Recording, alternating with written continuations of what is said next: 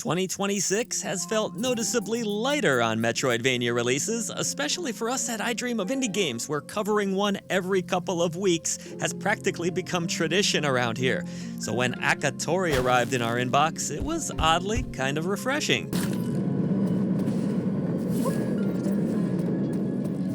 That said, Akatori is better described as a Metroidvania light. It certainly includes the genre staples, an explorable map, discoverable upgrades, and plenty of bosses to tackle, but it opts for a more streamlined experience. Hardcore fans of the genre may scoff at its simplicity, while more casual players could appreciate its straightforward, accessible approach that's often closer to a standard 2D action platformer. Thus, because this game aims to keep it pretty simple, I'll try not to overstaff this review. Sorry, I'm old. Akatori centers on Meiko, a young girl wielding a magical staff and tasked with ending the toxic amber storms plaguing her world. This is no ordinary staff either. Sealed within it is a magical bird, fittingly named, you guessed it, Akatori. Our feathery companion has a voice of their own, and over the course of this roughly 10 to 15 hour adventure, depending on your skill level, the pair grow closer than a pair of balls, frequently bickering and bantering throughout gameplay. While the story itself leans a little bit on the generic side, I did enjoy many of the interactions between the two leads. The dialogue isn't particularly sharp, but the dynamic between Meiko and Akatori carries a kind of mystical buddy cop energy that's easy enough to appreciate. Unfortunately, the rest of the cast isn't nearly as engaging, and the main plotline didn't do much for me beyond pushing the adventure forward. The world itself, however, is quite beautiful, with 5 unique areas to explore in totality. I wish some of the NPCs had a few more interesting things to talk about, but they are NPCs for a reason, I suppose. What do you have there? I have some oranges. The first thing you're going to notice about Akatori when you boot this bad boy up is just how drop-dead gorgeous it is. Like, holy fuck, this game really surprised me in the best of ways with its stylistic approach. Blending 2D pixel art with 3D backdrops, each location feels lush, vibrant, and more often than not, beautifully animated. From green shrubbery swaying in the wind to caverns glowing with light, the art direction evokes some of the great 32-bit era titles.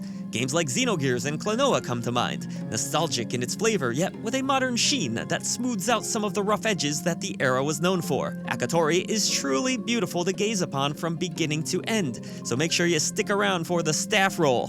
Ha, I had to do it. But fear not, Akatori isn't all style, there's some substance here too. Much of the gameplay is exactly what players would expect. Meiko can thwack enemies with her staff eventually, and I love the word thwack, but you'll also need to rely heavily on her platforming abilities, which she has quite a few of. It's your standard Metroidvania setup. Explore new areas to unlock fresh paths, hunt down treasures and secrets, including optional hidden cats, of which there are 20, and tackle quests as they appear ever so neatly in your log. This log's not big or heavy or wood. It's better than bad, it's good. There's a puzzle or two mixed in as well, if you even want to call them that. These diversions are extremely simple to solve. Toss your staff at a switch, flip a few panels, that's about the extent of things. Hey, you gotta switch things up a little bit. Akatori's map is well designed, simple to follow, and refreshingly uncluttered, avoiding the overabundance of symbols and confusing markers that often plague the genre. It strikes a nice balance between guiding the player and letting exploration feel rather organic, making navigation, to my surprise, one of the game's more enjoyable elements. That said, there isn't as much room to get lost here as there typically is in a Metroidvania game. The pacing is brisk, secrets aren't especially plentiful, and the game rarely demands the kind of deep backtracking or intricate route planning that genre veterans might crave.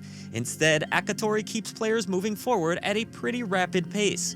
I personally didn't mind this approach, but I could see it being disappointing for some players who like to dick around and run into the same wall 50 times, only to say, oh, I think I've seen that wall before. The platforming itself feels pretty solid. Meiko's jumps are fluid, why did I choose that word? And I enjoyed putting her new abilities to use, floating through wind currents with her staff, clinging to walls, and hopping between them, just to name a few. You'll even need to swim a bit during certain sections of gameplay where you have limited breath to survive. Suddenly I'm getting flashbacks to Sonic. Oh ah! How'd I do on that? Oh ah! These sections weren't my favorite, but hey, swimming in games doesn't have the best track record historically, so I'll forgive some of the jank. It still beats playing Echo the Dolphin. Sorry I had to take a dig at you, Echo fans. I know lots of people love that game, I'm just not one of them. It's freaking weird, okay? Combat is also decent, if a bit unremarkable. Built around standard attacks, a dodge roll, and not all that much more. There's a charge attack Mako can use, which also busts down certain doors, as well as a launcher attack, but things never get all that deep or combo heavy, which maybe I wouldn't have minded a bit more of.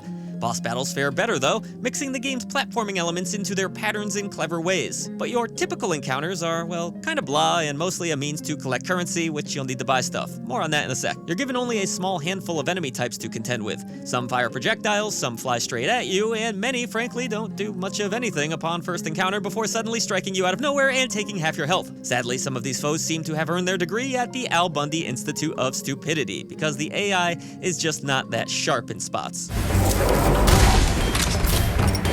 Difficulty spikes might be my biggest issue with Akatori in general. You're given 4 difficulty options, but I never found a way to adjust them mid-playthrough once the choice was made.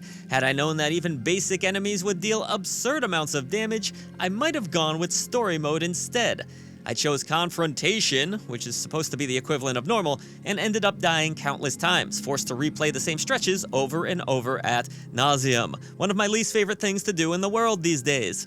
Mercifully, there are plenty of checkpoints scattered throughout the world, and death itself doesn't come with any major penalties outside of losing your chaos, another thing I promise we'll talk about. Even with its leniency, Akatori can be plenty annoying at times. Cheap hits can wipe you out instantly, random chase sequences are absolutely brutal to learn, oh this dragon really pissed me off, and bosses can be downright infuriating as you're forced to repeat the same encounters over and over. Now, I consider myself of average skill and patience, so I was willing to adapt to things, but fair warning, if you're more a casual fan of the genre, Akatori is far from easy sledding and can be genuinely frustrating at many times throughout. Those who enjoy a stiff challenge, however, will likely appreciate the satisfaction of eventually mastering the game's mechanics. And I should have said staff challenge. Oh, I guess I did. She uses a staff, get it? Speaking of those mechanics, Akatori does have a few interesting ideas of its own. You'll collect currency from fallen foes, nothing new there, and come across shops, also nothing new, where you can purchase healing potions and other tinctures that will help you get an edge in combat. But what is a bit different is the chaos that I touched on earlier. This is a separate purple meter at the top of the screen. Side note, was Sunny Delight purple, or did I imagine that? I think it was purple at one point.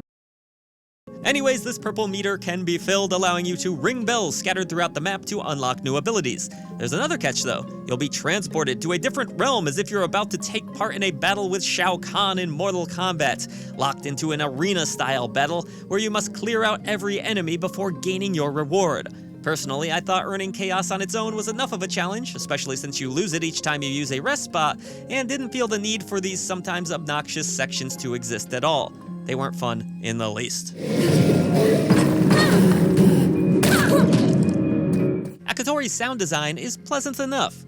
Whether it be the cute grunts of Mako as she hops about, the echoes through caverns, or the ringing of bells, the game evokes a lovely atmosphere accompanied by a sparse Eastern-influenced soundtrack that's adaptive to the situations you find yourself in.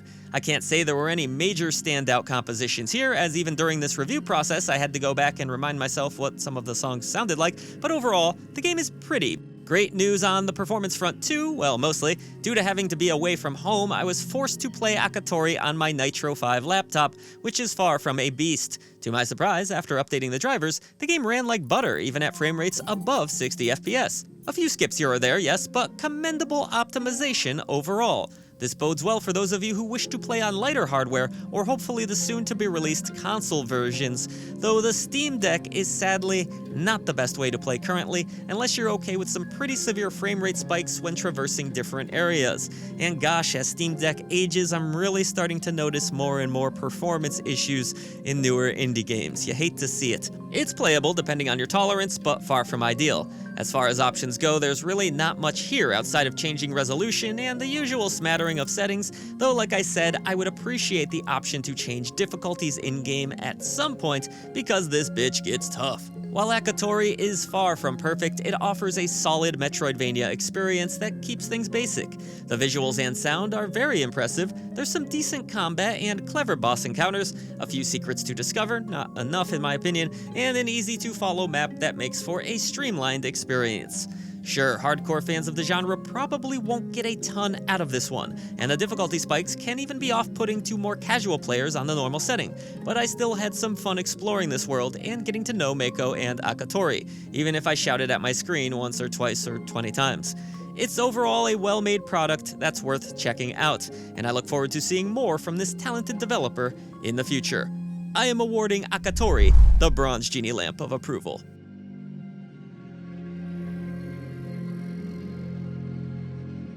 Thanks so much for watching, everyone. If you enjoyed today's video, don't forget to hit that like button, subscribe to the channel to help us continue to be able to bring a voice to the voiceless. Join the over 60,000 indie warriors that have said goodbye to the gaming echo chamber. For even more support, head over to patreon.com/idreamofindiegames, where you can get Discord access, early shows, exclusive content, and more, now with a brand new $2 entry tier. Or check out YouTube memberships for exclusive badges, custom emoji, and other fun perks. Support real people making real things, because here at I Dream of Indie Games, it's always about the games.